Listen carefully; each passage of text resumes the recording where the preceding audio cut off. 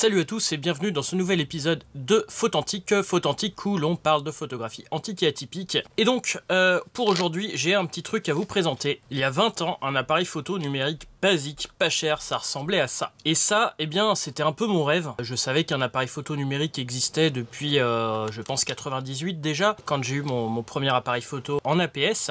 Mais pour moi, c'était un rêve complètement inaccessible. Et donc, quand ils ont commencé à être accessibles, entre guillemets, à 150 €, eh ben, j'ai tout de suite craqué. Finalement, appareil photo de rêve, c'est plutôt devenu un cauchemar, tellement la qualité d'image était catastrophique. Mais en fait, je n'avais que ça ou un argentique, donc un appareil photo qui revenait cher avec les développements, même si c'était beaucoup moins cher que maintenant. Donc moi, en tant que lycéen, avec mes dépenses sur l'informatique et sur la photo, et puis sur la musique, parce que vous savez que j'aime bien les cassettes, les CD à l'époque, donc bien pas les moyens d'acheter un bon appareil photo numérique. Donc voilà, malheureusement j'avais pas le choix. Si je voulais faire des photos en quantité et m'entraîner, c'était ça ou rien. Et donc à l'époque j'ai tenté d'être créatif quand même. Alors j'ai retrouvé donc le même appareil photo, beaucoup moins cher que ce que je l'ai acheté, bien que la différence n'est pas si importante que ça, puisqu'avec les frais d'envoi ça a dû me revenir à 15 ou 20 €, en sachant qu'il m'avait coûté, si je dis pas de bêtises, 130 € neuf à l'époque. Donc eh bien je vous ai fait une première vidéo il y a quelques jours déjà, et puis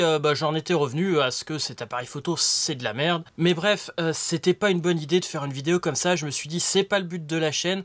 Allez, Michael, on se motive, et qu'est-ce qu'on peut bien faire avec ça? À l'époque, j'étais bien capable de prendre des photos, je me suis motivé, et j'ai essayé d'être créatif avec ça. Qu'est-ce qui était mauvais? L'appareil ou le photographe? Peut-être les deux à l'époque, mais j'ai quand même réussi à sortir quelques trucs et voire imprimer quelques trucs. Donc finalement, j'avais pas Lightroom, j'avais des versions très basiques de Photoshop. Je dois être capable de sortir des trucs maintenant. Alors oui, maintenant, un téléphone le plus basique, j'ai un Cubot à 80 € fait des photos bien meilleures que ça. Mais là, c'est justement le but de la chaîne. Qu'est-ce qu'on peut sortir au maximum de ça? Alors, pour commencer, pour vous expliquer le souci, la technologie à l'époque n'était pas encore là.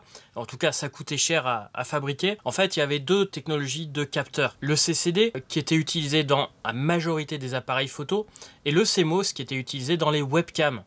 Maintenant, en fait, on a sérieusement amélioré le capteur CMOS, ce qui fait qu'on l'utilise quasiment partout, et le CCD n'est plus utilisé que dans des besoins industriels. Parce qu'à l'époque, en fait, le CMOS avait quelques gros soucis, même s'il consommait beaucoup moins et coûtait moins cher à produire, c'est qu'il avait une dynamique très peu élevée, c'est-à-dire entre les zones claires et les zones sombres, tu avais très peu d'informations, très peu de différence. Une photo très basique, il avait du mal à l'interpréter. Deuxième problème, c'est pour ça qu'en vidéo c'est pareil, c'était compliqué à faire des vidéos numériques à grand capteur, c'était parce que on a eu ce qu'on appelle du rolling shutter. C'est toujours un problème qu'on a sur les appareils photo modernes, mais il est sérieusement amélioré.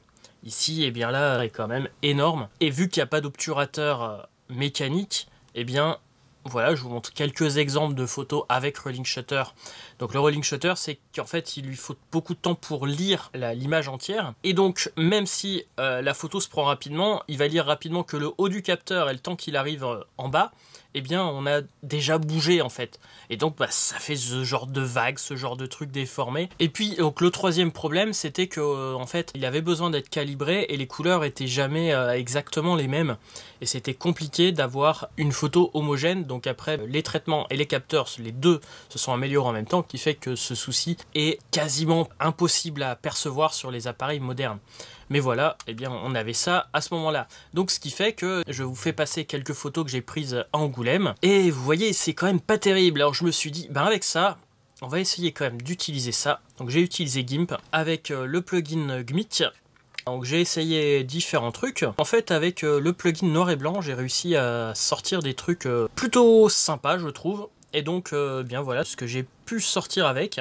Donc là, avec un logiciel gratuit, donc appareil photo low cost. Donc voilà ce que ça fait. Finalement, on arrive avec un truc complètement dégueulasse et on sort finalement avec des photos où on réussit à faire une ambiance. Donc finalement, je trouve que j'avais peut-être raison de refaire cette vidéo, et c'était justement pour vous montrer que finalement, même quand on part de photos catastrophiques, si on veut faire quelque chose avec, alors bien sûr, on n'aura pas des photos hyper clean, c'est pas possible.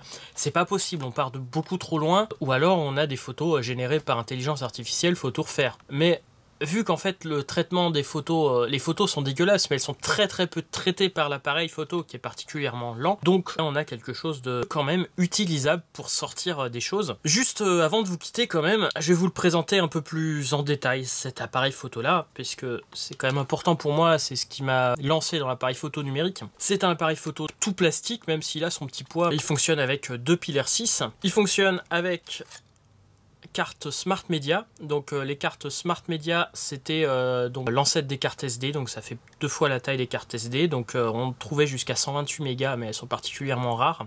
À l'époque j'avais une 32 mégas, ceci est une 16 mégas. Il y en a deux types différents, donc qui sont pas compatibles entre elles, 3.3 et 5 volts si vous trouvez ce genre d'appareil photo. Et ce qui change ici pour les voir, c'est le détrompeur ici.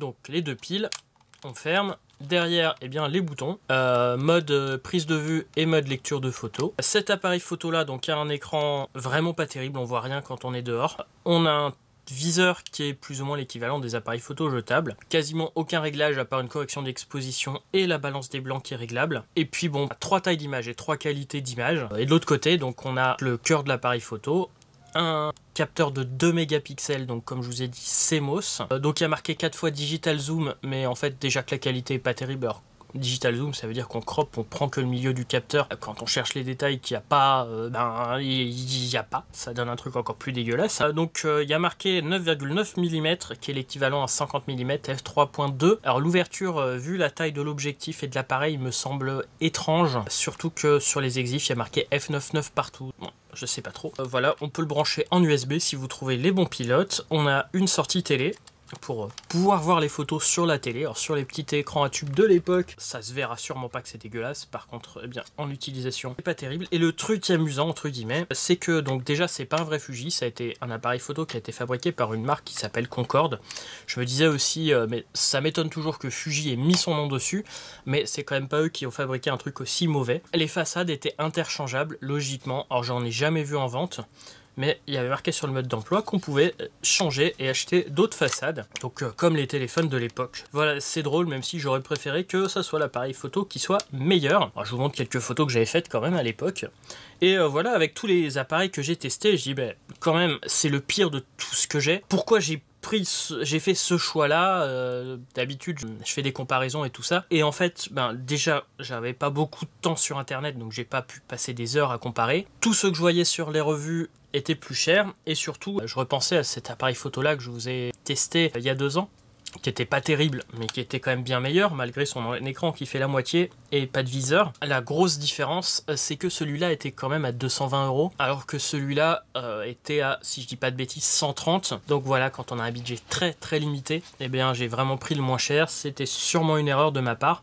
J'aurais peut-être dû prendre à l'époque de l'occasion, donc peut-être le U10 que j'ai pas testé, ça c'est le U30, première version de celui-là, ou je sais pas, des numériques qui se trouvaient déjà d'occasion, qui étaient meilleurs que ça, mais c'est vrai que l'occasion en numérique on en trouvait très peu à l'époque, même si avec le recul je me dis que c'était pas la bonne solution, mais voilà, c'était le seul truc pas cher, le seul truc accessible pour moi, et heureusement que j'ai été créatif à l'époque, et je peux le faire maintenant, parce que c'était une catastrophe. La qualité d'image en sortie de ça est catastrophique, et surtout aléatoire, on va de médiocre à très mauvais. Donc voilà, sur ce petit épisode sur cet appareil photo Fuji X20, qui était exactement le Concorde, vendu sous le nom de Concorde 2000 aussi. En gros, la grosse utilité de ça, c'est que c'était le prix d'une webcam, et ça avait la qualité d'une webcam, mais en tant qu'appareil photo, c'était pas terrible du tout. Mais on va dire que c'était le début des low cost, et on voit que ça a quand même méchamment évolué en 20 ans de temps. Une tablette ou un téléphone le plus basique à moins de 100 €, en plus de téléphoner et d'installer des applications et de faire d'autres trucs directement, eh bien fera des photos infiniment meilleures que ça. Là on est vraiment on est descendu je pense quasiment au plus bas qu'on peut avoir. J'espère que cette petite vidéo d'été vous aura plu. Moi en tout cas ça m'a fait bizarre de reprendre ce genre d'appareil photo 20 ans plus tard, puisque j'étais très content de m'en débarrasser, de l'avoir revendu à 40 € 2 ans plus tard en fait, cet appareil photo là. Je voulais plus en entendre parler, et voilà, reprendre en main cet appareil photo, ça fait bizarre parce que c'est quand même pas bon du tout. À très bientôt pour une nouvelle vidéo.